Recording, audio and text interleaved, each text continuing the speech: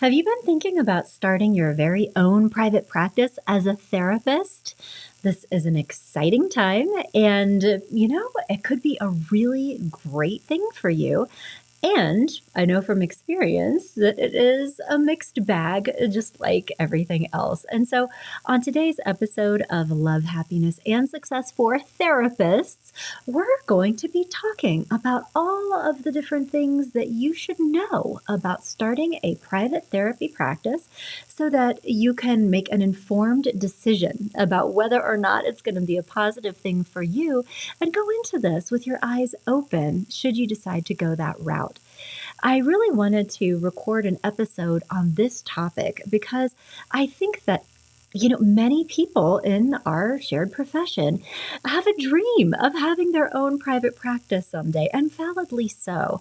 I mean, that was my dream when I went into counseling school, when I did my master's degree. I knew going in that one of my goals was to have my own private practice. And part of that was coming from the fact that I had previous business experience before shifting careers and pursuing a master's degree in counseling. I'd never actually had a job before. I'd always run one business of some kind or another, really my entire life. And so that was a natural goal for me.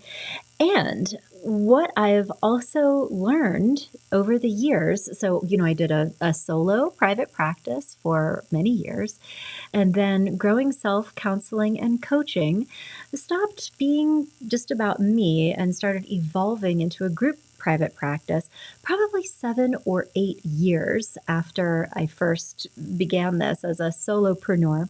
And that obviously took it to a different level of business serious and intensity, right? When you're trying to manage and operate a business that's more than just you and really support and care for other clinicians and support their success and build a whole business around that. That is a different animal. But that for me has been very rewarding because I really enjoy business. It's something that has always just been super interesting to me, and I like doing it. So that was actually my first love. And for me, therapy was kind of secondary to that.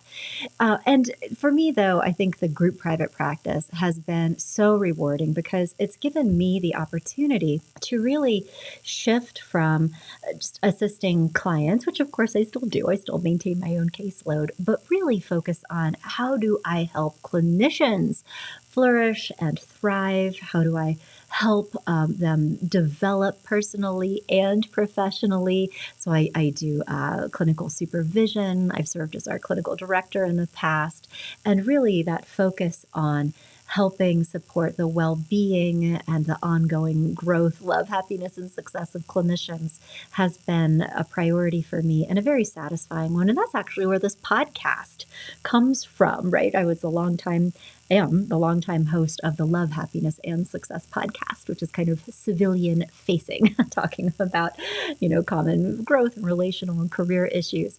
But that's where the origin of this podcast came from. It's like, why am I not doing this for clinicians? And so that's just a little bit about my background and my mission to set the framework for talking about the question that we're coming together today to explore, which is whether or not to start your own private practice as a therapist. And again, this is a real dilemma for a lot of people in our profession. It's the dream for many therapists, and understandably so. I think there's this idea, this allure of being your own boss and being able to set your own schedule, especially if you have been in employment situations that have been more externally imposed, like, you need to be there at certain hours, or you don't really have a say over who you work with, or you have to do certain things a certain way in order to comply with the organizational standards or their way of doing things. Even just the idea of the autonomy and being able to operate in the way that you see fit can feel like the best thing in the world, right? Because as we've talked about so many times in past episodes of this show, burnout is such a real occupational hazard for us. And being in the wrong environment, particularly one that doesn't truly nurture our well being and our ability to set healthy boundaries, our ability to have and maintain autonomy, those contribute to burnout. And so it's easy when you're in that kind of place to look to this like shining mirage of private practice and think that will make everything better. And it can be better. And is it all it's cracked up to be? There are things in private practice that are pros and cons, highs and lows, and everything in between. Particularly if you are seeking to make the transition into private practice because you're trying to get away from something, right? It's not just moving towards or moving away, right? Unfavorable working conditions, again, particularly in high agency work, community mental health work, high need populations that have very serious issues and maybe an extremely high caseload. I mean, in some environments, you may have dozens and dozens, over 100 people on your caseload that really need a lot. And just the realities of having so many people on your caseload, only having so many hours in your day, it feels like you're set up to fail. It's just overwhelming. But then on top of that, the reality of many of these organizations is that it's low pay. And so, with all of those things combined, and again, particularly if you throw in like a toxic work culture or an unsupportive professional environment, it can really make private practice seem like the golden ticket, that shining castle on the hill. And I think there's also a reality, in addition to the environments or the workload, there can be a desire for a different kind of work altogether. And I think this is especially true if you've been working as a therapist in healthcare environments with people who are dealing with very big diagnoses. So, trauma, significant mood disorders, other severely or persistently mentally ill populations. I think that part of the dream is getting to do more of the work you want to do. Growth oriented therapy, maybe relational therapy, life transitions, getting clarity. But I think the dream, like working with high functioning people who are going to value and appreciate what it is that you do and be eager to have the kinds of transformational experiences that you can create for them, because that's where your heart is. That's what you want to do. And it's true. You can do that in private practice. You can do the work that you love with people who are willing to pay you for that and have it be more fun and more enjoyable, right? It is also true that the financial rewards could definitely be there in terms of making more money per billable hour. Especially like moving away from a salary situation where if you break it all down, the hourly wage may be fairly low. But you could also have more flexibility, more autonomy, be able to operate everything the way that you want to, be able to work with people the way that you want to, using modalities that you feel excited about. And, all of those things can be such a beautiful thing when you're able to build a practice doing the work you love to do, which again may not be mental health treatment, which is what we're often tasked to do in many other environments as therapists. So, all good things and lots of potential. And as with any major life decision, it's important that you have a clear understanding of these motivations and the reality of what private practice entails. And I'll just say that particularly if you have been in a place, an environment, even like a mental and emotional and personal space that's burned out, that doesn't feel good, it can be easy to create a fantasy about what private practice would be like, or this idealized version of what private practice is, as this like something else to move towards, like a hopeful thing to get out of a bad situation. And I have personally seen therapists who have not fully been prepared for what private practice actually is to kind of jump out of one frying pan into a different kind of frying pan and not have a great experience at private practice either. So, to keep you from doing that, let's talk about the challenges of private practice. And I will tell you that I have lived through all of these challenges and that I can tell you with some clarity about what they involve. So, I think the very first thing to be thinking about and knowing is that operating a business is a totally different thing than being a good therapist.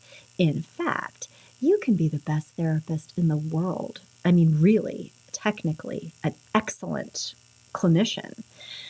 And that does not mean that you're going to have any clients coming in the door or that you're going to make any money doing it, because it doesn't have anything to do with being a successful business owner.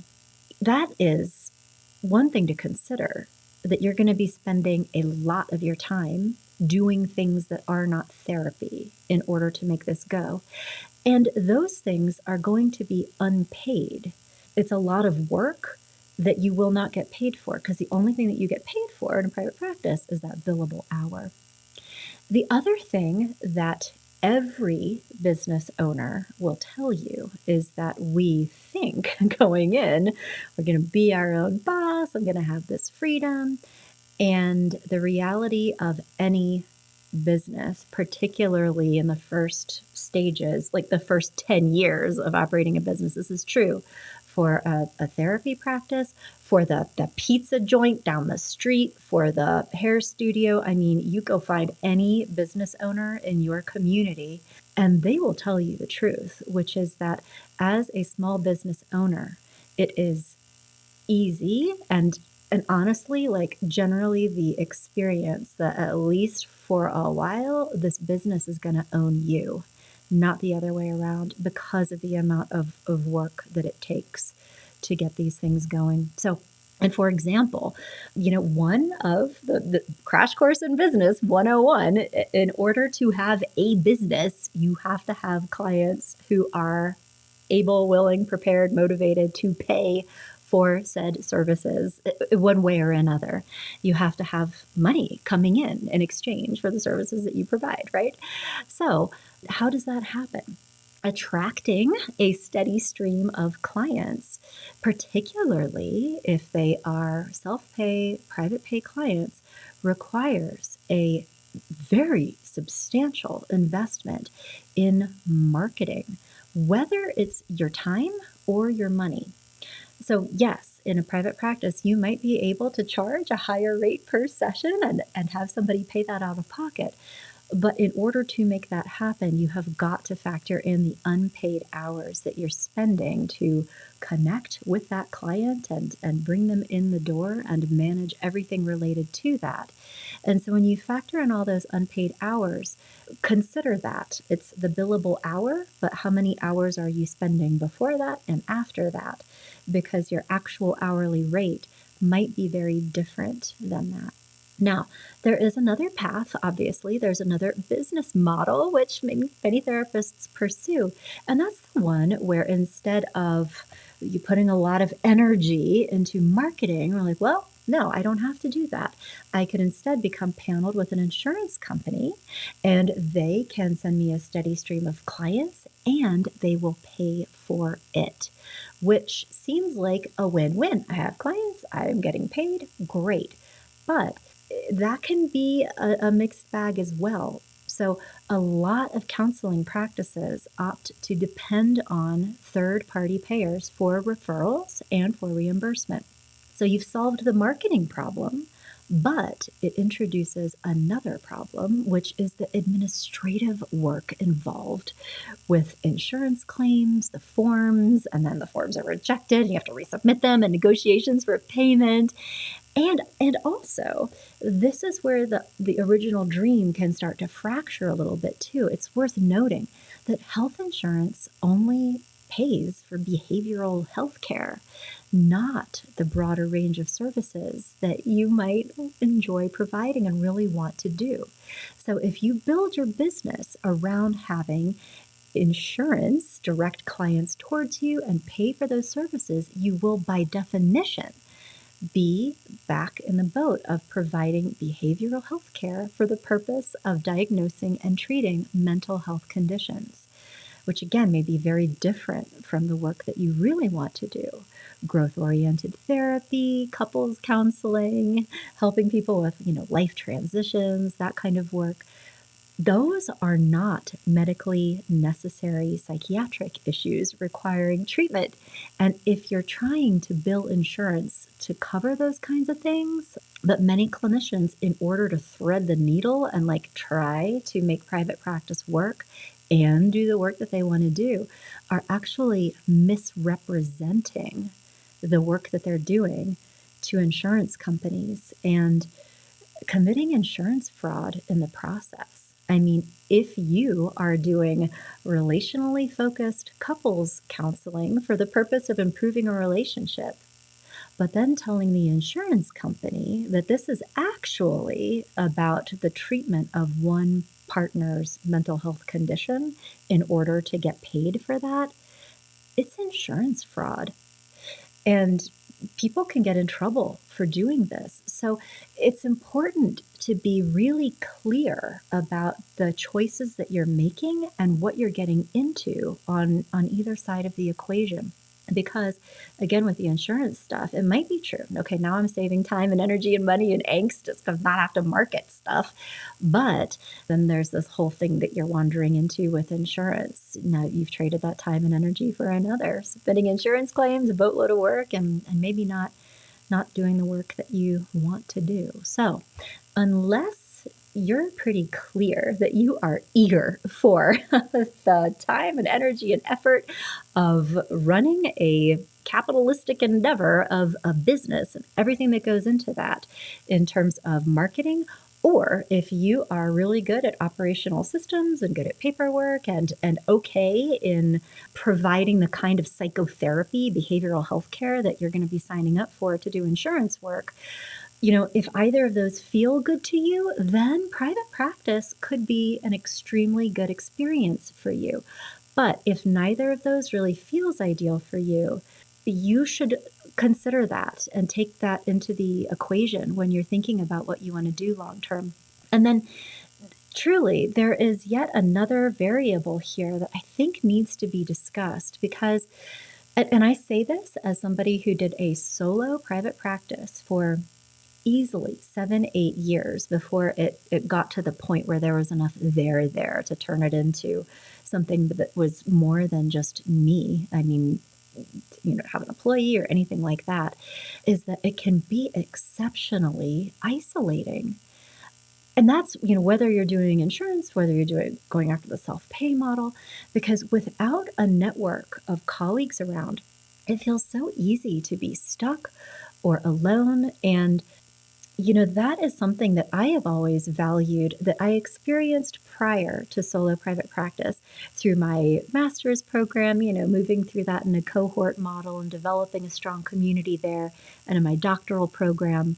And luckily for me, the first years of pursuing private practice, I was still in supervision, which really helped. And then later on, I was lucky enough to be able to build a professional network of people, a consultation group over time. But it took me a number of years before I figured out how much I really needed that. And I think I struggled a lot in the process. So if you do a private practice of any kind, just realize that it's going to be very important to invest time and energy into relationships, either if it's a clinical supervisor or a professional mentor, consultation groups, a consultation partner.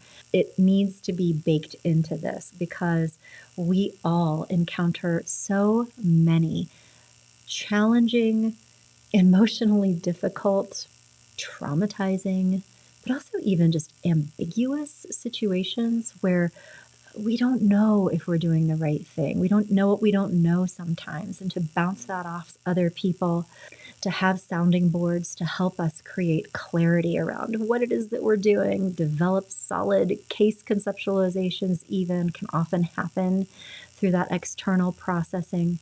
But truly, this profession requires so much growth and development from all of us as people and as professionals. And to do the self of therapist kinds of work that will always come up is vital. It's vital for our well being, but also for our clients' well being and for our ability to create not just a private practice, but an ethical, beneficial, trustworthy practice. We have to have that visibility and insight and accountability into ourselves. So that's another piece of this puzzle that needs to come together when pursuing a private practice.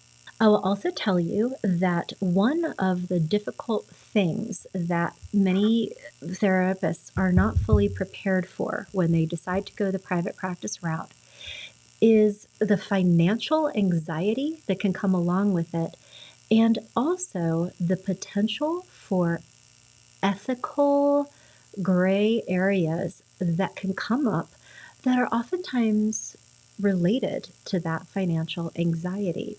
So if you are depending on your private practice and, clients that you're working with is now your entire income, you don't have a salary, that can potentially influence your relationship with your clients and with how you're operating as a therapist, and not in a good way.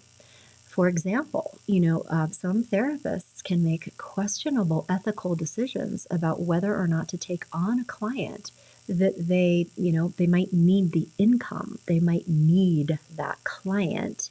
And so they say yes to a client who's dealing with something that might not totally be within their scope of competence. I see this all the time as a marriage and family therapist. Being a marriage and family therapist, it's a totally different degree, it's a different training, it's a different supervision track. But all the time, I see clinicians who have not had that training and experience. If anything, maybe they've had one class in couples and family therapy, happily accepting couples into their practice, or with any other kinds of things, saying yes to something that you really do not have experience.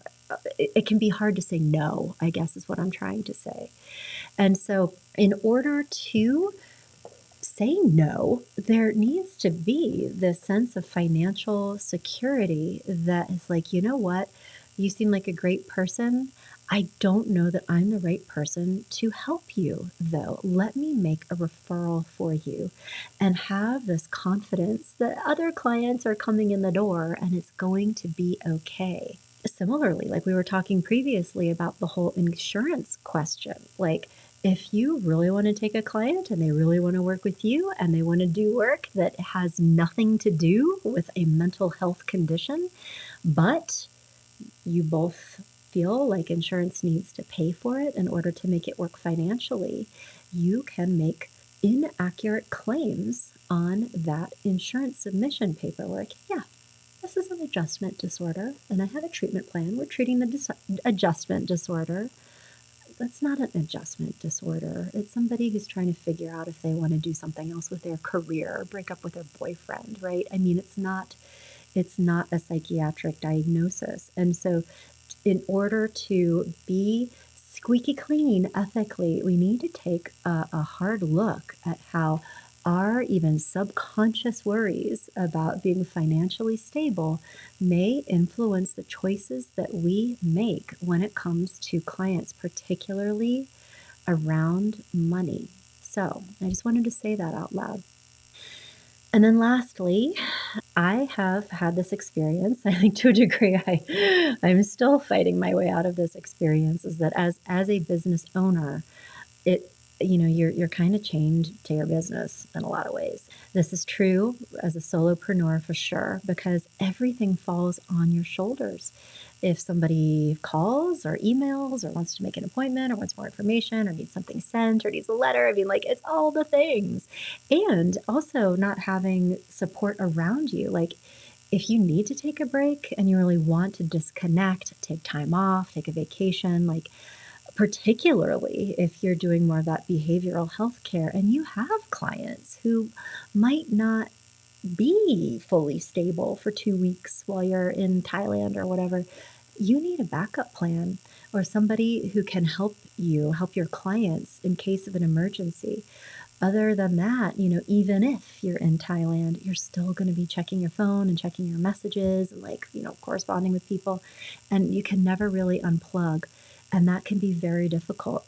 Those are all things to consider about, do I want a private practice or not? And I don't mean to make it sound negative, because again, there could be many positive things here, but you're kind of trading one set of problems for a different set of problems, and wanted to make you aware of what those problems can be, so that if you do decide to pursue this, you're going into it saying, I am intentionally understanding and signing up for these things, as opposed to, starting to get in there, like quitting your job, like, take this job and shove it. I don't want to do this anymore. Like, that's totally understandable. But then being surprised at the realities of what you will be getting into in the next chapter, right?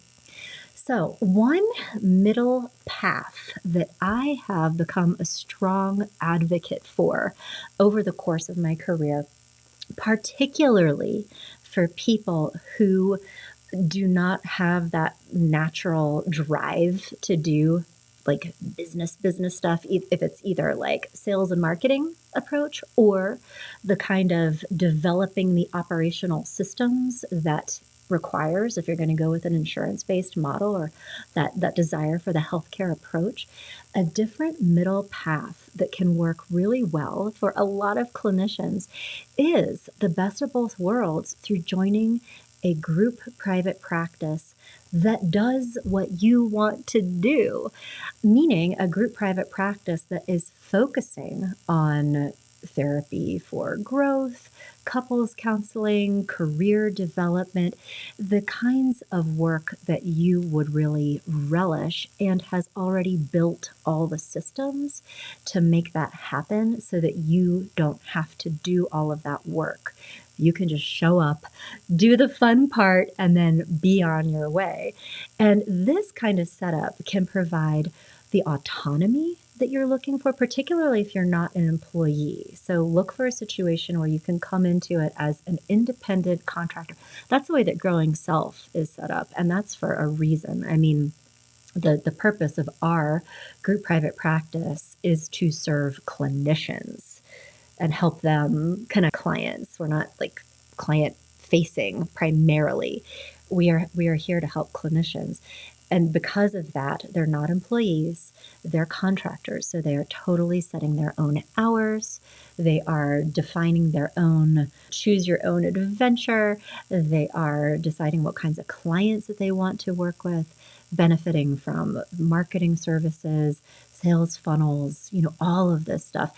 And also, too, the favorable compensation of the private practice without all of the work, with somebody else to, take care of the administrative things and the billing, but also without the isolation of a solo private practice. So it's all built into the system. And that can be a fantastic opportunity for people to get the outcome that they really want when they think about private practice. What's it going to be like?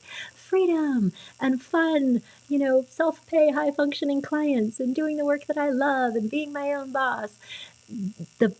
Having a business is not often the vehicle to creating that, but getting aligned with the right group private practice can actually create that outcome.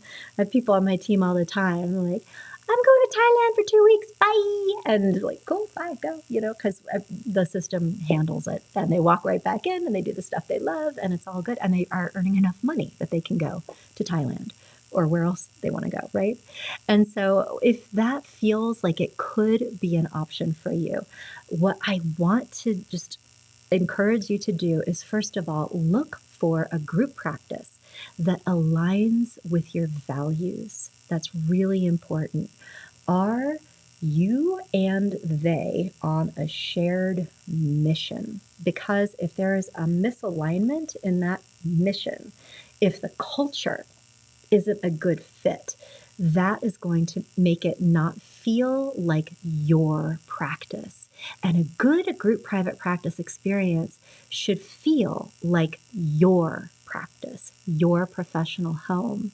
So that's really important. Do a lot of digging. How would you describe your culture? What is the mission and values of your organization, and how is that expressed in what you do? Mission and values of my practice is growth, love, happiness, and success. Everything that we do is in alignment with those things, whether it's client facing or for our clinicians or for our employees, for that matter, the people on the back of end of things that make it all run. So think about that. And then I would also strongly encourage you to find a group private practice that works for you. So what I mean by that, they are doing the dirty, hard work for you, like marketing for you, providing wraparound support for you from everything from insurance billing. I mean, if it's a practice that has that revenue model and is more of the healthcare focus, somebody's handling that, somebody's handling billing. And there's also support for you to practice your own self-care, be it taking time off and having that be okay, taking your own hours, deciding whether or not you want to take specific clients, like a lot of autonomy and support for that. And also, I would encourage you to look for a practice that really invests a lot into you, your professional development, consultation groups baked into the system, opportunities to consult or get support, self-care kinds of activities. And there are practices that are all of, I mean, I know that because that's what Growing Self is. I mean, we do yoga together, we have consultation groups, we do this clinical supervision, on-demand consultation, professional trainings. I mean, there are so many different things that we're doing here. Private practice success coaching even is something that we do to help support clinicians coming in from an agency environment to be successful. Because even in a supported private practice like ours, we could fire hose somebody with prospective clients all day, but if they're still operating in an agency mindset, they won't be able to connect with private practice clinicians who are wanting and needing something very different. So that professional development is really important. I've personally been shocked. I've heard stories of some colleagues. They're like, yeah, it's a group private practice. I get to use an office space, but I have to bring in my own clients. They have a front desk person that helps with billing, but like I'm on my own with like appointment scheduling, and I'm like, what is this doing for you? So again, just, come into it with that empowering stance of this practice is here for me to help me achieve my professional and life design goals. What do I want that to be for me? What is my vision of what I want, how I want to feel, and how does this practice serve me in creating that? And have those kinds of conversations with anything that you're considering getting into. So that is a really good middle path for some people to create the outcomes that they want and jump over some of the difficulties that can be involved in creating those outcomes in a solo private practice. So to wrap this up, should you start a private practice? Again, it could be a really great option for you, especially if you have that, organizational systems mind of like, okay, we're going to have these insurance claims and who's going to do that? And yes, I can blah, blah, blah, right? Like a project management kind of approach.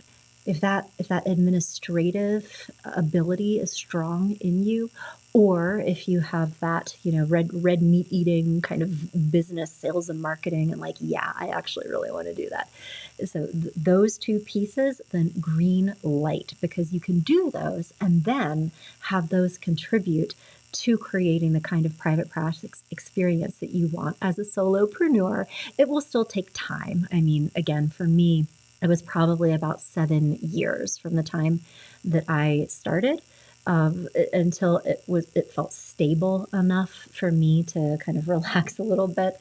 And it is absolutely achievable. It totally is, as long as you're going into it with your eyes open and just not running away from something if you're in a bad situation and jumping into something else that might wind up not disappointing you, but being different than what you thought, right?